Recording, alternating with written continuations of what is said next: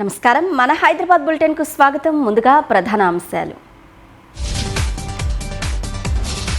ప్రభుత్వ ఉద్యోగులకు నూతన ఆరోగ్య పథకం సచివాలయంలో ప్రారంభించిన ఉప ముఖ్యమంత్రి.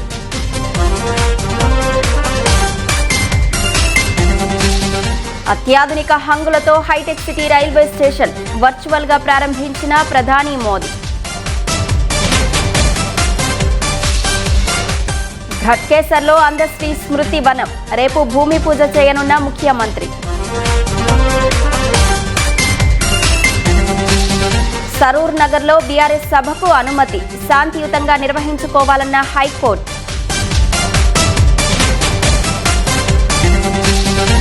ట్రాఫిక్ నిబంధనల్లో హద్దు మీరుతున్న వాహనదారులు, నగరంలో పెరుగుతున్న సిగ్నల్ జంపింగ్ ప్రమాదాలు.